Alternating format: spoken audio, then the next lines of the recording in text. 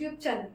So today's video is all about a study video. आज की video एक study video होने वाली है जिसके अंदर हम इंग्लिश के कुछ कॉमन मिस्टेक्स के बारे में पढ़ेंगे।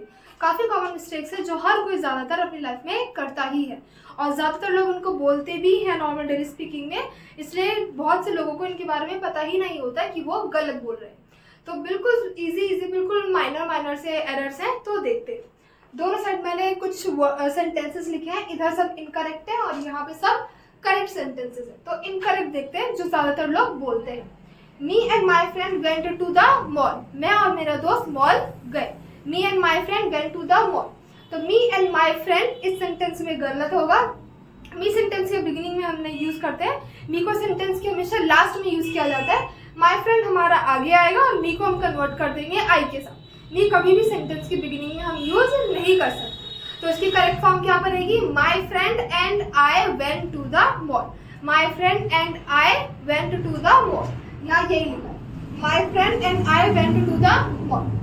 सेकेंड सेंटेंस की तरफ चलते हैं जो कि है I don't know nothing. I don't know nothing. इसके अंदर क्या एरर है? इस सेंटेंस के अंदर दो नेगेटिव वर्ड यूज किए गए हैं, don't know and nothing.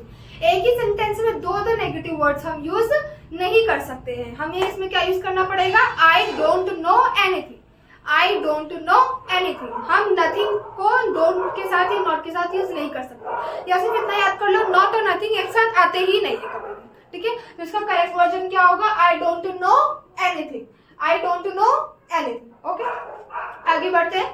Third sentence है इट्स आ ब्यूटीफुल। इट्स में बच्चों को बहुत ज्यादा कंफ्यूजन होती है। एक होता है ये इट्स और एक होता है ये इट्स।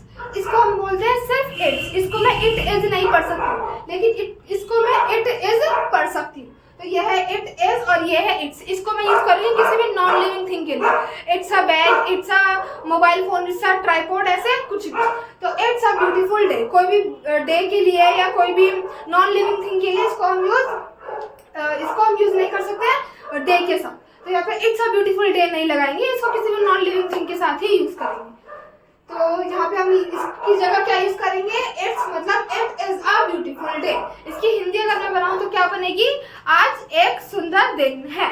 तो दिन है लिखा है लास्ट में, इसके लिए सेंटेंस में इज यूज होना कंपलसरी है। और अगर मैं ये लगाऊंगी तो इसको हम इट इज में ब्रेक नहीं कर सकते, इसलिए इसको यूज हम इसके साथ इस सेंटेंस में ये मीनिंगफुल मीनिंग नहीं बना। आगे बढ़ते हैं। She is good in singing. She is good in singing. तो यहाँ पे सिंगिंग के आगे इन लगा है, which is absolutely incorrect.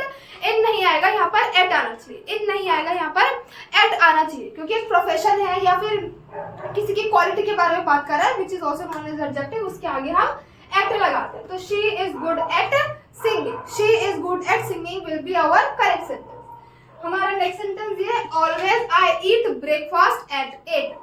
Always I eat breakfast at 8 मतलब मैं 8 बजे नाश्ता करती हूँ हमेशा। तो ऑलवेज हम सेंटेंस की स्टार्टिंग में नहीं यूज करते, या तो ये हमारा आफ्टर सब्जेक्ट आएगा, ठीक है। जैसे यहाँ लिखा है I always eat breakfast at 8, या तो नहीं लगाना है, I always eat breakfast at 8, ठीक है। मैं हमेशा नाश्ता 8 बजे करती हूँ। अब यहाँ पे बच्चों को ये भी डाउट हो सकता है, 8 लिखा है तो AM लिखो, ब्रेकफास्ट है तो AM में ही होगा, अनलेस एंड अनटिल कोई लेट ही उठ रहा है तो बात अलग है। नेक्स्ट सेंटेंस है शी इज स्मार्टर। स्मार्टर का मतलब स्मार्ट हमारे एडजेक्टिव होता है, उसको यूज करते हैं दो लोगों के बीच में या दो लोगों की क्वालिटी को दिखाने के। तो यहाँ पे एक ही इंसान है सिर्फ शी, तो शी इज स्मार्टर। अगर स्मार्टर वर्ड लिखा है किसी एडजेक्टिव के आगे ईआर लगाए तो उसमें कंपलसरी लगाना कि हम किसी बारे में बात कर रहे हैं या जो भी हम कंपैरिजन कर रहे हैं किससे कर रहे हैं। तो सिर्फ लिखा यहाँ पे शी इज स्मार्टर, जो कि इनकरेक्ट सेंटेंस है। क्यों? क्योंकि हमें इसके पीछे कोई एक दूसरा पर्सन भी चाहिए। जैसे यहाँ सेंटेंस लिखा she is smarter than me. She is smarter than me, तो दूसरा पर्सन यहाँ पे क्या है? मी, और एक और कंपलसरी चीज हो जाती है देन। सेंटेंस में देन लगाना भी कंपलसरी है, देन से ही पता चलेगा कि कौन किससे स्मार्ट है। तो she is smarter than me मतलब वो मुझसे ज्यादा स्मार्ट है। तो ये हमारा एक ऑब्जेक्टिव हो गया, इसका ईआर लगाया, इससे भी पता चलता है ये कंपैरिजन हो रहा है, और देन से पता चलेगा कि दो लोगों के बीच में कंपैरिजन हो रहा है। इससे पता चलेगा कंपैरिजन है और इससे पता चलेगा कंपैरिजन दो लोगों के